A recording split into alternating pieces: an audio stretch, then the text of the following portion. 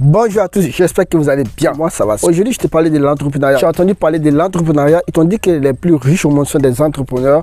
Ils t'ont parlé de Bill Gates, Warren Buffett. Alors, tu es inspiré. Tu veux aussi participer au développement de ton pays, au développement du monde. Alors, tu es tombé sur la bonne vidéo parce que ici, je vais te définir clairement l'entrepreneuriat et je t'ai parlé des vérités qui t'ont caché au sujet de l'entrepreneuriat. Voilà, comment les entrepreneurs travaillent. Ils ont juste montré les résultats, voilà, comment ils vivent, comment ils peuvent se faire par mois. Ils ne t'ont pas dit toutes les vérités au sujet de ces personnes. En troisième, c'est un type de sondage pour voir quelle décision tu vas prendre pour ta vie. Est-ce que tu vas entreprendre aussi ou bien est-ce que tu vas préférer la sécurité et rester dans le salariat? Sans plus tarder, on va aller directement dans la première partie. C'est quoi l'entrepreneuriat? Entreprendre, c'est démarrer une activité. C'est le fait de créer et de développer une entreprise. Faire naître un projet.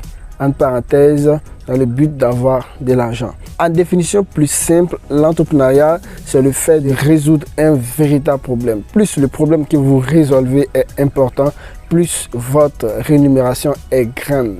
Les gens seront prêts à payer cher pour vos services. Par exemple, si dans ta localité, des gens veulent souvent manger des mets locaux, mais n'en trouvent pas du tout, alors tu peux résoudre ces véritables problèmes en ouvrant tout simplement ton restaurant dans lequel tu vas leur proposer toutes sortes de mets, toutes sortes de plats, toutes sortes de nourriture qu'ils voudront. Et ils seront prêts à payer quel que soit le prix, surtout quand c'est bien fait. Donc, c'est la définition la plus simple possible que je pense de l'entrepreneuriat. On va passer directement à la deuxième partie. Les vérités qui t'ont caché au sujet de l'entrepreneuriat, c'est le fait qu'un entrepreneur travaille plus qu'un salarié. Voilà, tu vas voir le résultat où l'entrepreneur se réveille à l'heure qu'il veut, il peut voyager, aller partout où il veut. Ça, c'est le résultat. Par contre, au début, un entrepreneur travaille plus qu'un salarié.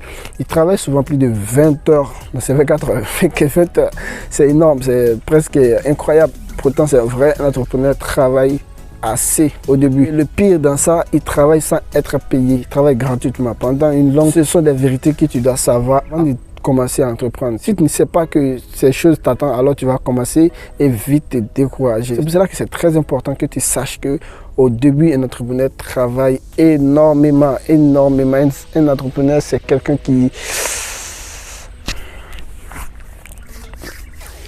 Ils ne t'ont pas aussi dit qu'un entrepreneur, c'est quelqu'un qui est capable de former, une équipe, qui est capable de rassembler beaucoup de personnes pour l'aider à faire des choses. Parce que lui, il a seulement 24 heures et ces 24 heures ne sont pas suffisants pour faire des trucs en tout cas incroyables de classe mondiale. Raison pour laquelle un entrepreneur forme une équipe, il cherche plus de 5, 10, plus de 1000, souvent même, il y a des entrepreneurs qui emploient plus de 1000 personnes. Alors, ça va dépendre de ton business et de ton niveau. Alors, tu veux prendre 5-4 personnes et prendre eux les 24 heures chacun, associé à tes 24 heures et tu auras beaucoup. Et tu pourras ensuite faire des choses miraculeuses. C'est comme ça un entrepreneur travaille. Être capable de rassembler des gens, être capable de former une véritable famille. Un entrepreneur, c'est quelqu'un qui se forme. Il n'a pas peur de dépenser de l'argent dans sa formation parce qu'il sait que c'est tout ce qu'il mettra dans sa tête va lui apporter beaucoup de bénéfices après. Un entrepreneur se forme encore.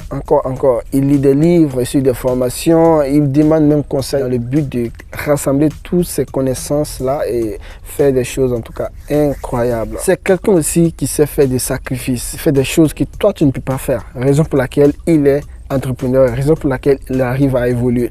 Par exemple, un entrepreneur peut quitter sa maison qu'il loue à 1000 à 2000 euros actuellement et aller se louer un petit appartement qu'il va payer à 200 euros par mois dans le but de mieux épargner et ensuite investir dans son business.